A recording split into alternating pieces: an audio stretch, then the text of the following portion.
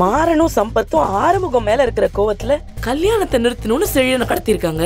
அவனுங்க நினைச்சா கல்யாணத்தை நிறுத்திட முடியுமா? அதனாலதான் எசக்கிய காயத்ரி கழுத்துல தாலி கட்ட வச்சு.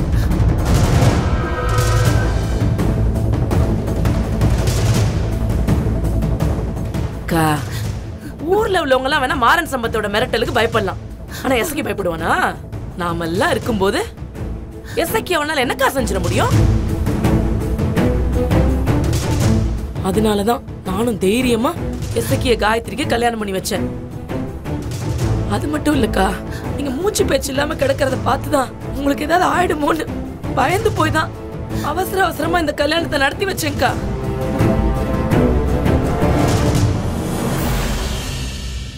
நான் நினைச்ச மாதிரியே அந்த கெட்டி மேல சத்தம் உங்க காதுல விழுந்த உடனே உங்களுக்கு முழிப்பு வந்துருச்சுக்கா.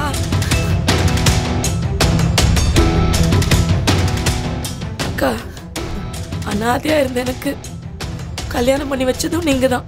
இன்னைக்கு வரைக்கும் எனக்கும் என் பிள்ளைங்களுக்கும் நல்லது கெட்டது பண்றதும் நீங்க தான். உங்களுக்கு ஒரு பிரச்சனைன்னா நான் வேடிக்கை பார்த்துட்டு இருப்பேன் அக்கா.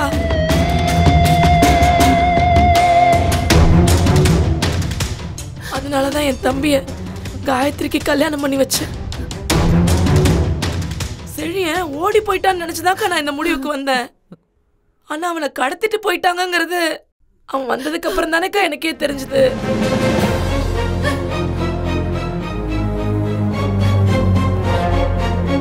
அக்கா, ஒரு பொண்ணு கழுத்துல ஏறின தாலிய இறக்குற உரிமை நம்ம கிட்ட இல்லையேக்கா. யாருக்கு யாருங்கிறது கடவுள் முடிவு பண்றது தானேக்கா நடக்கும். எசைக்கு தான் காயத்ரிக்கு புருஷனா வரப்போறான்னு அந்த கடவுளே முடிவு பண்ணிட்டாருக்கா. அதனாலதான்க்கா இப்படி எல்லாம் நடந்திருக்கு.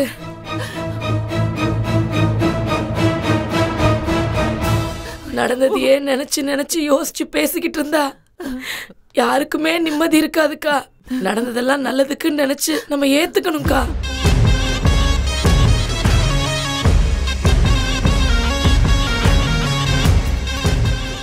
எசக்கிய கல்யாணம் பண்ணதுனால நம்ம காயத்ரியோட வாழ்க்கை சந்தோஷமா தான்க்கா இருக்கும். அவன் அவளை நல்லா பார்த்துப்பான்க்கா. நீங்க தேவையில்லாம மனசை போட்டு குழப்பிக்காதீங்கக்கா. என்ன, கொஞ்ச நாளைக்கு செழியனை மறக்க முடியாம காயத்ரி கஷ்டப்படுவா. அப்புறம் கொஞ்சம் கொஞ்சமா செழியனை மறந்துட்டு காயத்ரி எசக்கியோட வாழ ஆரம்பிச்சிருவாக்கா. காயத்ரி நினைச்சு கவலைப்படாதீங்கக்கா. ஏன் இப்ப எல்லாரும் இங்கே நின்னுட்டு இருக்கீங்க? ஆளாளுக்கு கண்டதை பேசி அக்கா மனசை கெடுக்காதீங்க. எல்லாரும் போய் அவங்க வேலையை பாருங்க. சிவா, ஆறுமுகம், நீங்க உங்க பொண்டாட்டியை கூட்டு கிளம்புங்க. போங்கப்பா.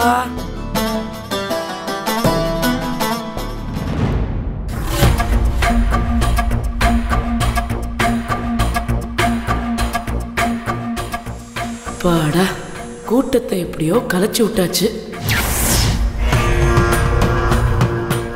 அக்கா, நீங்க போய் ரெஸ்ட் எடுங்கக்கா. அழுகாதீங்கக்கா. நான் போய் மாப்பிள்ளை பொண்ணுக்கு பாலும் பழம் கொடுத்துட்டு வந்துடுறேன்.